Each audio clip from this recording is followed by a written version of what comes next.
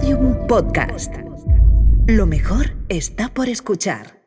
En los últimos años, conseguir un piso de alquiler en Madrid, Barcelona o Málaga se ha convertido en misión imposible. También hacerse con una hipoteca. Prácticamente el 60% de la población española invierte más de un 30% en el pago del alquiler. El incremento de la cesta de la compra, con la espiral de inflación, el incremento del Euribor y lo que ha supuesto con las personas que tienen hipotecas a tipo variable, el incremento espectacular en los alquileres en las grandes ciudades. Ante esta situación, los centros de las ciudades se están transformando en atracciones turísticas cada vez menos habitables y habitadas. Hemos sustituido que en el centro de las políticas y en el centro del diseño de las ciudades estén las personas, los vecindarios, los barrios, para que estén los mercados, incluso el urbanismo se construye en torno a que en el centro está la especulación, el mercado y un capitalismo salvaje, una turistificación que hace que sea invivible estar aquí. Hoy vamos a explorar qué está pasando en las ciudades y qué papel pueden jugar las empresas y el modelo de trabajo actual para facilitar una vida digna a sus habitantes. Yo soy Andrea Ros y os doy la bienvenida a Ser B o No Ser. ¿Por qué habitamos las ciudades? La primera ciudad, o al menos la primera de la que tenemos constancia arqueológica, fue Çatalhöyük, datada hace 9.000 años y situada en la actual Turquía. En esta ciudad neolítica llegaron a vivir unas 8.000 personas. Nunca antes tantos humanos habían vivido juntos. Desde aquel entonces hemos habitado las ciudades porque podíamos y nos fue bien. Encontramos protección tras sus muros, alimentos en la agricultura y la ganadería, una casa que habitar y una comunidad a la que pertenecer. En las primeras ciudades nacieron los oficios, los primeros trabajos especializados. Trabajo y ciudad están desde siempre íntimamente relacionados. Hoy, en torno a un 56% de la población mundial es urbana y este porcentaje está creciendo. Sin embargo, las grandes ciudades se enfrentan a desafíos nunca antes vistos. El encarecimiento del coste de la vida, la explosión global del turismo y las dificultades de acceso a la vivienda están empujando a los vecinos fuera de sus ciudades. Pero, ¿qué es una ciudad sin ciudadanos?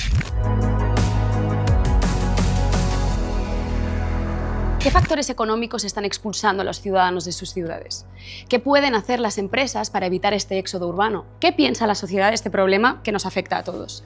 Hemos seleccionado a 4 perfiles poblacionales diferentes y que nos han contado su experiencia. Vamos a verlo. Yo creo que es imposible vivir en las ciudades a día de hoy y más con los sueldos que tenemos y sobre todo el problema está en el precio de la vivienda. Con lo cual la ciudad me ha expulsado, pero porque no hay una regulación suficiente que nos proteja. Nos estamos viendo obligados a abandonar nuestros barrios donde ya hemos construido, ¿no?, una red de amigos o de comercio local o de hábitos, y entonces tenemos que estar modificando esa ciudad de los 15 minutos a los que deberíamos estar aspirando constantemente, porque la subida del alquiler, como están siendo tan salvajes, no nos deja vivir donde llevamos tiempo construyendo nuestras raíces. Están expulsando a la población tradicional porque sobran en ese modelo. Los barrios que hemos conocido pues ya no son los barrios que existen hoy en día, y lo que eran fruterías pues hoy son tiendas de souvenirs y cosas por el estilo. Un piso más el vivir, más el pagar los gastos, más pues eso, todos esos gastos que genera el ser una persona que existe en un mundo, es imposible. Pues yo creo que una de las principales mejoras que se podría hacer es proteger todas las viviendas residenciales y que dejen de primar el alquiler turístico respecto a todo lo demás. Necesitamos coherencia y regulación. Necesitamos también gestionar una vivienda digna y una vivienda a un precio asequible para cualquier tipo de familia. Y hay que volver a pensar a las personas, hay que volver a pensar en los ciudadanos, no solo en los actores económicos. Creo que las ciudades, los centros sobre todo, están perdiendo su identidad. Pues ya hemos visto lo que piensan los ciudadanos de a pie y ahora vamos a hablar con expertos para arrojar un poco de luz en este tema. Para hablar de trabajo, vida digna y ciudades tenemos a 3 invitados muy especiales. En primer lugar, Emma Rué, es la directora general de DALEF, consultora especializada en el área de gestión pública, que ha contribuido a elaborar el informe sobre el salario de referencia en la área metropolitana de Barcelona. Bienvenida. Gracias. También nos acompaña Fran Cortada, él es el director general de Intermón Oxfam. Además de sus programas internacionales de ayuda al desarrollo, Oxfam se ha convertido en uno de los principales observatorios sobre desigualdad en España. Bienvenido, Fran. Buenos días. Y por último tenemos a María Caso, ella es concejala del Ayuntamiento de Madrid por el Partido Socialista, y María nos va a acercar un poco la visión de la política urbana y los problemas a los que se enfrentan ciudades tan grandes como Madrid, por ejemplo. María, con los precios de la vivienda y la crisis de la inflación, ¿se están convirtiendo las ciudades en lugares de ocio y trabajo donde no vive nadie? Más que no vive nadie, yo creo que hemos normalizado que se nos va la vida, porque sí hay personas aquí, ¿no? Hemos sustituido que en el centro de las políticas y en el centro del diseño de las ciudades estén las personas, los vecindarios, los barrios, para que estén los mercados, incluso el urbanismo, se construye en torno a que en el centro está la especulación, el mercado y un capitalismo salvaje, una turistificación que hace que sea invivible estar aquí, ¿no? Y por eso, aunque me preguntes por el ocio y por el trabajo, yo impugnaría un poco la pregunta, ¿no? ¿Qué ocio podemos disfrutar aquí? El ocio que se paga, ¿no? Hay un servicio público que sea accesible a todo el mundo, o qué trabajo, un trabajo muy precario porque a cargo del salario están todas las necesidades básicas de una persona y eso es absolutamente invivible, ¿no? Es difícil sobrevivir de esta manera en una ciudad tan grande como esta. Total. Fran, Oxfam es uno de los organismos que más reflexiona sobre equidad, desigualdad y pobreza. Entonces, me gustaría preguntarte cuánto han influido los cambios en los tipos y modelo de trabajo en cómo se vive hoy en las ciudades. Claro, las ciudades siempre han sido lugar de intercambio, de comercio, hervidero de ideas, y eso es verdad. Y eso es un polo tractor para la economía, para el crecimiento económico, para esa economía del conocimiento. Pero las ciudades, como decía María, también son cada vez más los espacios donde crece la brecha de desigualdad, crece la segregación, crecen los contrastes y donde tenemos vecindarios enteros que no tienen acceso a los equipamientos más básicos, escuelas de calidad, centros de salud, acceso a agua potable, saneamiento. Es donde vemos a veces las distancias y los trayectos más largos, donde el parque de edificación es de menor calidad. Y eso lo vemos en muchísimas ciudades. Una ciudad como Santiago de Chile, una persona, una mujer que vive en una zona empobrecida tiene una esperanza de vida 18 años menor que una que vive en una zona acomodada. Si nos vamos al continente africano, una ciudad como Nairobi, las zonas más pobres, las zonas de Mukuru, están pagando el precio del agua 20 veces más caro que las zonas más ricas de Nairobi, Livingstone, etc. Si nos vamos a Ciudad de México, en Ciudad de México, ¿qué es lo que vemos? Autosegregación de las clases acomodadas, que se blindan, que viven rodeadas de alambres eléctricos, de seguridad privada, donde sus niños van a escuelas privadas y no se mezclan con el resto, donde una parte de la sociedad vive en una burbuja ajena a la ciudad que le envuelve. Es que cruzar unas manzanas en Ciudad de México es cruzar continentes. Y todo eso, ¿por qué ocurre? Porque es un rasgo estructural de ese urbanismo capitalista el expulsar, ciudades que expulsan y que no acogen, ciudades donde las desigualdades no son solo una seña de identidad, sino que ese urbanismo lo que hace es acrecentar, ahondar y reproducir esas desigualdades. Y eso luego se traduce también en el ámbito del empleo, donde vemos algunos empleos de alta calidad, de mucha remuneración, pero millones y millones de personas trabajando desde la precariedad y desde la economía de la informalidad. Y curiosamente los trabajos más precarios suelen ser vinculados a los cuidados también, o sea que eso sería un tema. María, dentro de tus tareas en el Ayuntamiento de Madrid, tú eres miembro de la Comisión Permanente Ordinaria de Cultura, Turismo y Deporte. Entonces, esta gentrificación y este turismo voraz en los centros urbanos está acabando con la identidad de las ciudades y el tejido social de los barrios. Si definimos la identidad de las ciudades, que como a mí me gustaría definirlas, ¿no? Que es la relación en comunidad, la vida en comunidad, el uso del espacio público, de la plaza pública, de la zona verde, desde luego se está produciendo una destrucción de esa identidad. Y se está produciendo una destrucción porque ese capitalismo salvaje del que hablamos necesita de los individuos, ¿no? La atomización para tenernos separados y para disminuir un poder que es el poder de la democracia, que es precisamente el de ese tejido social que es capaz de enfrentarse a grandes proyectos, por ejemplo, especulativos, que es capaz de paralizar al mercado cuando el mercado no está poniendo por delante los derechos de las personas. Emma, voy contigo. Tú participaste, como decíamos al inicio, en la elaboración del informe sobre el salario de referencia en el área urbana metropolitana de Barcelona. Entonces, antes de nada, me gustaría que nos explicaras un poco qué es esta iniciativa. Mira, en 2016 el área metropolitana de Barcelona nos encargó a Dalef y a Casnet que elaboráramos y que adaptáramos una metodología nacida en Estados Unidos, en el MIT, y adaptada también pues en el área metropolitana de Londres, y que consiste en calcular lo que sería el salario de vida digno, es decir, aquel salario que permite a una unidad familiar determinada en un sitio determinado pues vivir no en el umbral de la pobreza, sino con dignidad, ¿no?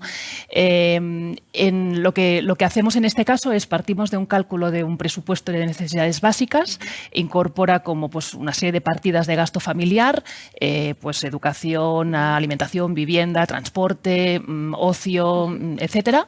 Actualizamos los precios año a año. En este caso es un estudio que llevamos haciendo desde 2016, el último se ha publicado referente al 23.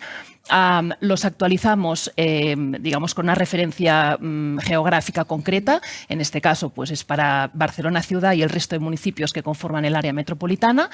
Por lo tanto, digamos, tiene un sentido, tiene una referencia geográfica clara, porque no es lo mismo vivir en Barcelona que en Abrera, que en Madrid, que en Guadalajara, ¿no? Y luego lo que hacemos también es distinguir, digamos, por tipos de unidades familiares, porque tampoco es lo mismo ser una familia monomarental o monoparental o una pareja joven sola, bueno, lo que sea. Una vez tenemos este presupuesto de necesidades básicas, lo que hacemos es dividirlo por el número de personas adultas, digamos, en edad activa en el hogar, y eso nos da este número, esta cifra del salario de referencia, el salario de vida para una zona concreta y para una tipología de unidades familiares, y nos da una idea de cuánto se necesita para poder no subsistir, sino vivir dignamente en una ciudad. Claro, y los datos del informe en 2023 eran 1.500 euros de salario de referencia en el área metropolitana y casi 1.750 dentro de Barcelona capital. Sí, este es un dato. En 2016 partíamos de unos 1.000 y pico euros por unidad, digamos, la media ponderada. Hemos subido, pues esto, como un 44% en estos años, pero claro, luego fíjate que hay diferencias muy importantes, porque antes hablaba, pues una familia monomarental con hijos a cargo, pues puede subir hasta los 2.600, mientras que una pareja sin hijos, pues igual con 1.200 ya tiene un salario, digamos, pues digno, ¿no? Con lo cual es importante, sobre todo a la hora de que los poderes públicos puedan definir también políticas públicas, pues de sostén de rentas y demás, pues bien ajustados, bien afinados a las distintas realidades que tenemos, geográficas y de tipologías de unidades familiares, pues es importante poder hacer un poco esta distinción. Claro. Y os la lanzo a todos. ¿No debería el salario mínimo acercarse un poquito más al salario de referencia? Porque claro, hay aquí un vacío. Y a nivel solo de contexto, esto es algo que hemos mirado en alguna ocasión. Es verdad que el salario mínimo ha tenido, digamos, subidas, y creo que ha subido como un 60 y pico % desde el 16, digamos, en el mismo periodo que hacemos el salario de referencia, el cálculo, el salario de referencia ha subido a sí mismo, con lo cual, digamos, el gap en realidad se mantiene. Es cierto que el salario mínimo es estatal. Cuando hablamos de salario de referencia, estábamos comentando datos de Barcelona, probablemente en Madrid estaríamos en una situación parecida. Si vamos a otras partes de España, pues bueno, pues habría igual que ver, hay ¿no? más equilibrio, ¿no? Sí, yo creo que si no queremos de nuevo expulsar a la ciudadanía con estos salarios de referencia que mencionaba Emma, claramente tiene que acercarse al salario digno, ¿no? Yo creo que la reflexión que se está teniendo en el gobierno actual, y yo creo que es una reflexión que están teniendo todos los sectores sociales, es de una nueva generación de derechos. Yo sí que creo que estamos en un momento, hacía 100 años, ¿no?, que no se disminuía la jornada laboral, y ahora de repente se está reflexionando sobre ello. Creo que estamos en un momento en el que tenemos que pensar, y por ahí va la reflexión normativa, que debemos dejar de vivir para trabajar y empezar a trabajar para vivir, ¿no? Y claramente esto tiene que ver con seguir aumentando el salario y probablemente con una reflexión de fondo sobre dónde tienen que ir destinados los beneficios, ¿no?, empresariales, porque esto es una redistribución. No se trata de seguir manteniendo las mismas dinámicas, porque el mismo sistema que nos ha llevado hasta aquí no va a resolver sus grietas. Hay que cambiar y hay que transformar. Y fijaros qué importante, porque hablamos de que no tendríamos que vivir para trabajar, pero la realidad es esa. Hablamos de vivienda y nosotros lanzamos un estudio hace un mes y medio. Prácticamente el 60% de la población española invierte más de un 30% en el pago del alquiler. La mitad de la población española invierte más de un 30% en el pago de la hipoteca. Y cuando vas a mirar colectivos migrantes, colectivos racializados, es que 1 de cada 5 personas migrantes o racializadas llega a pagar hasta el 70% de sus ingresos mensuales para el pago de vivienda. ¿Cómo no vamos a estar viviendo para trabajar si ya la presión por conseguir llegar a final de mes y pagar cosas tan básicas como la vivienda ya nos ahoga? Total. Frank, yo quería preguntarte qué papel tienen las empresas en la vida digna de los núcleos urbanos. Pues todo, ¿no? Porque para la gran mayoría de los mortales el empleo es la vía principal de generación de ingresos, salvo para ese 1% de la población, esa élite económica, donde el 30% de sus ingresos vienen de los rendimientos financieros. Para los demás, nos levantamos cada mañana y en función del trabajo que tenemos, conseguimos o no conseguimos llegar a final de mes. Y ahí en las ciudades hay una parte de la población que tiene salarios dignos, que tiene trabajos bien remunerados, pero lo decía antes María, millones de personas que tienen trabajos esenciales para el buen funcionamiento de las ciudades, pero que son invisibles para nosotros, ¿no? Reponedores, transportistas, trabajadoras del hogar y de cuidados, personal de limpieza, personal de hostelería, todas esas personas que cuando nos levantamos cada mañana vemos una ciudad que funciona y es gracias a ellos, invisibles, mal pagados, precarios, temporalidad, normalmente con personas migrantes, mujeres, jóvenes y en muchos casos personas en situación administrativa irregular con explotación laboral. Pensemos en un colectivo como por ejemplo los riders, ¿no? 35.000 personas que pedalean nuestras calles cada día, mal pagados, los que son cabeza de familia trabajando hasta 15 horas cada día, con muchas zonas muertas entre entregas para sacarse a final de mes entre 400 y 500 euros limpios después de pagar la bicicleta eléctrica, etcétera, etcétera. Pero acabo con una buena noticia. Hablábamos antes de los cuidados. Tú mencionabas los cuidados. Millones de mujeres también que además de tener un trabajo remunerado, llegan a su casa y tienen que ejercer de forma desproporcionada los cuidados de forma no remunerada. En Bogotá se ha puesto en marcha esa idea de Bogotá de los cuidados, una ciudad de los cuidados. Se han implementado más de 21 manzanas de los cuidados, donde justamente la vocación es cuidar a las que cuidan. Y en esas manzanas hay temas de entretenimiento, de formación, de ayuda psicológica, de asesoría legal, para que las mujeres tengan un espacio de relajo y puedan desconectar de esa presión a la que están sometidas en el día a día. Con lo cual, podemos ir aprendiendo de ciudades que nos dan pistas sobre cómo debería ser ese futuro de las ciudades. Y os lo lanzo a los tres, ¿no? ¿Qué tipo de empleos y modelo de trabajo necesitamos para revertir un poco esta situación? ¿Qué cambios necesitaríamos? ¡Ajá! Bueno, yo creo que lo estamos diciendo, ¿no? Al final es una revolución, es una transformación de todo. Yo creo que estamos viviendo una transición ecosocial. Las transiciones mueven los cimientos de una sociedad. Lo viví nuestros, en mi caso, mis padres y mis abuelos en la transición a la democracia. Yo creo que estamos viviendo un cambio de régimen que requiere, por supuesto, en las ciudades, pero yo creo que también una reflexión del reequilibrio territorial, ¿no? Y incluir a todo el territorio dentro, que los trabajos, por supuesto, las condiciones internas vayan en torno a las condiciones de vida digna que estamos mencionando, pero también el fin del propio trabajo sea mejorar nuestras condiciones planetarias, ¿no? Que podamos vivir bajo los límites del planeta. Yo creo que es una reflexión necesaria que afortunadamente se están haciendo en todos los consejos de administración y muchas veces la ley también obliga a ello, pero que desde luego tiene que hacernos entender que estamos en un momento de cambio profundo y va a haber cambio profundo en las administraciones públicas, tiene que haber un cambio profundo en las empresas y eso va a repercutir también en las ciudades. Yo creo que estamos en el momento de decidir qué tipo de sociedad y qué tipo de país queremos construir para las próximas décadas. Claro, sobre lo que dices, a nivel de gestión pública, ¿qué iniciativas hay o puede haber que modifiquen un poco y que mejoren la vida de los trabajadores? ¿Hay algo que se esté moviendo? Bueno, es que la vida de los trabajadores, menos ese 1%, es la del 99%. Entonces, lo que tenemos que hacer las administraciones públicas es garantizar las condiciones de vida dignas de todo el mundo. Es decir, que de tu salario no dependa que tengas un buen médico, que de tu salario no dependa que tengas una buena educación, porque se nos está diciendo constantemente que tienes que pagarte el seguro privado, la educación privada, el gimnasio, la cultura. En realidad, si las administraciones públicas cumplieran su tarea, la desigualdad sería menor, porque las necesidades básicas que todo ser humano tiene estarían cubiertas por ese Estado, para mí en mayúsculas y en sentido amplio, no únicamente el Gobierno de España, sino toda la administración, ¿no? Entonces yo creo que los trabajadores lo que necesitamos es que se entienda que no puede, nuestra vivienda tiene que ser un derecho y no puede ser que todo nuestro salario se vaya a la vivienda, pero a partir de ahí todos los demás derechos tienen que estar garantizados, incluso para aquellas personas que no tienen un trabajo, ¿no? Para las personas desempleadas. Entonces, lo que no puede ser es que normalicemos que todo tiene que ir a costa de nuestro salario. Nuestra condición de vida tiene que estar garantizada por el mero hecho de haber nacido y de ser personas, y de la misma manera que tenemos que garantizárselo a quien llega a nuestro país, porque creemos en los derechos humanos. Total. Emma, ¿cómo se puede explicar, cómo se puede resumir que exista gente con trabajo que tenga problemas para acceder a la vivienda? ¿Cómo explicamos esto?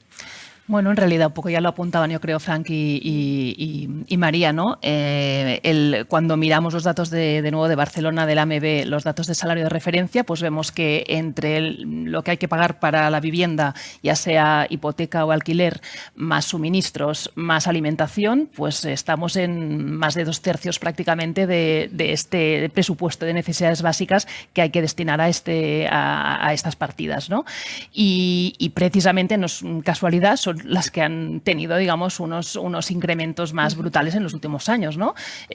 Pues el incremento de la cesta de la compra, con la espiral de inflación, el incremento del Euribor y lo que ha supuesto con las personas que tienen hipotecas a tipo variable, el incremento espectacular en los alquileres en las grandes ciudades, con lo cual, digamos, esto arrastra, va arrastrando, digamos, el salario de referencia hacia arriba a un nivel en el que probablemente los salarios no alcanzan a ajustarse, ¿no?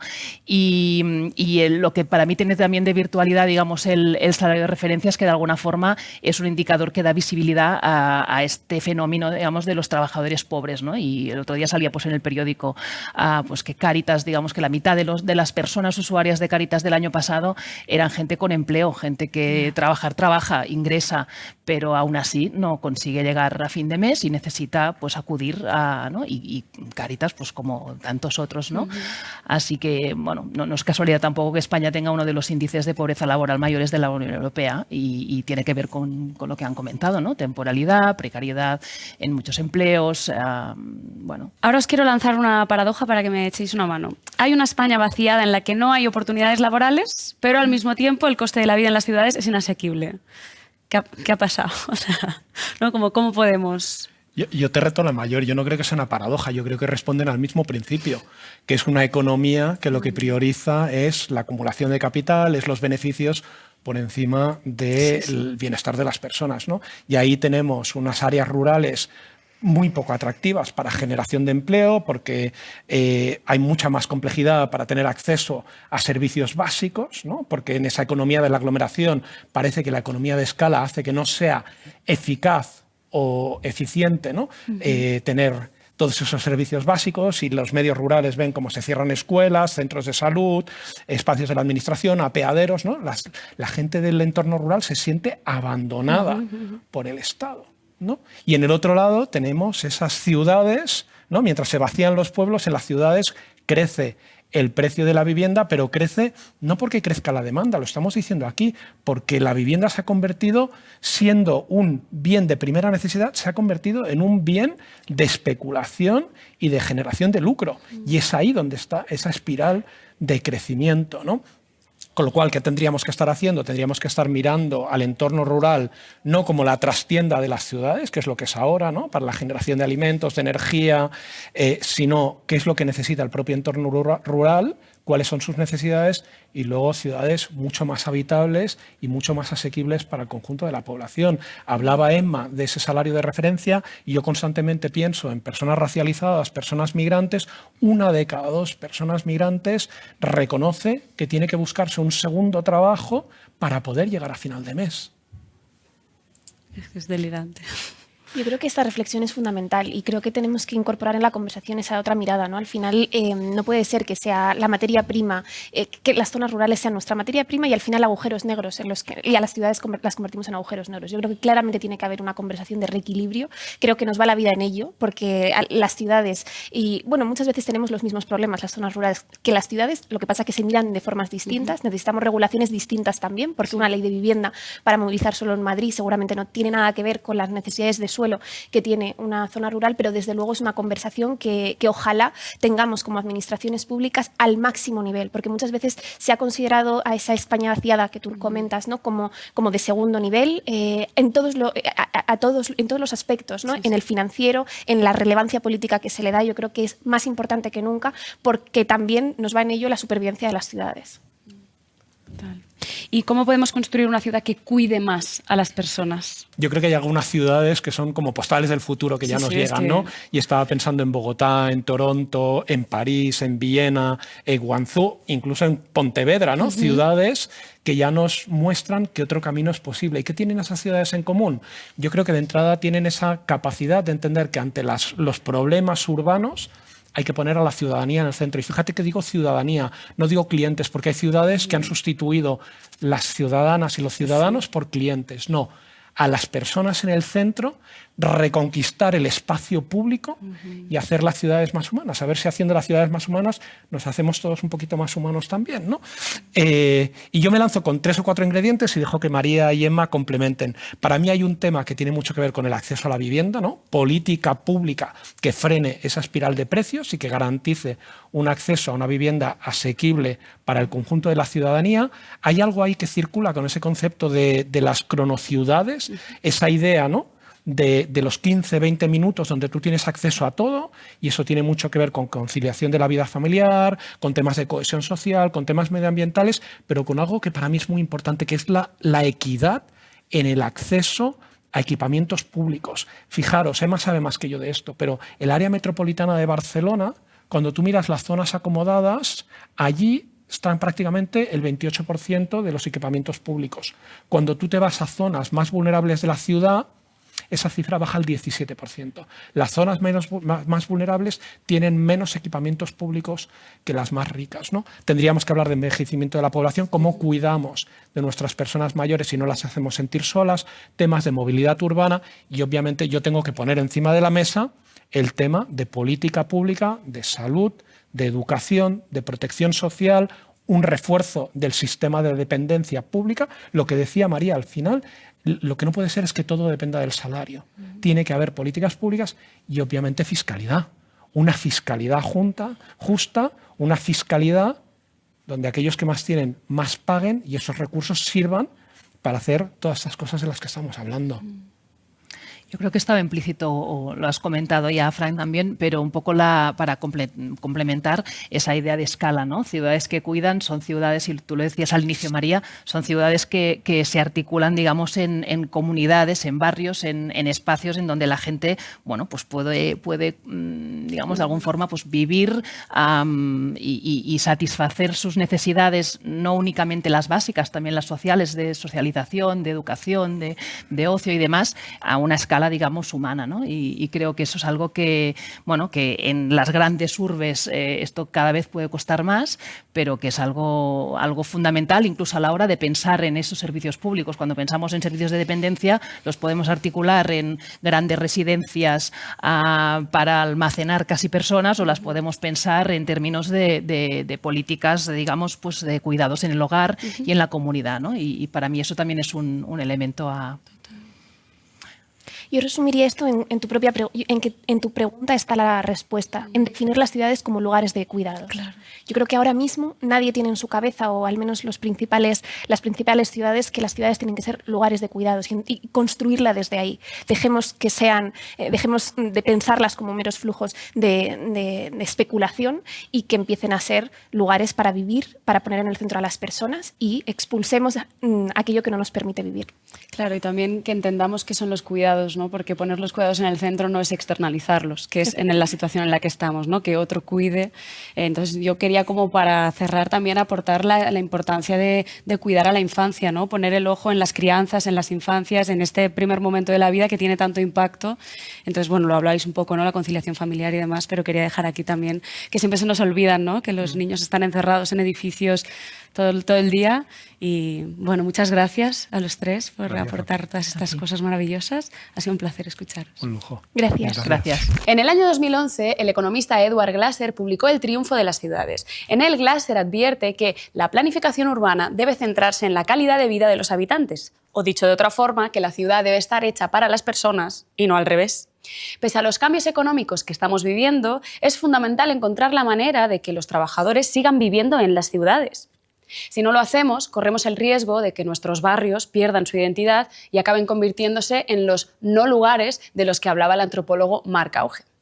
Esos lugares donde no se vive, donde el individuo permanece anónimo y sin derecho al espacio, salvo que se convierta en un espacio de consumo. Por hoy nos despedimos con una cita que Platón puso en boca de su maestro Sócrates.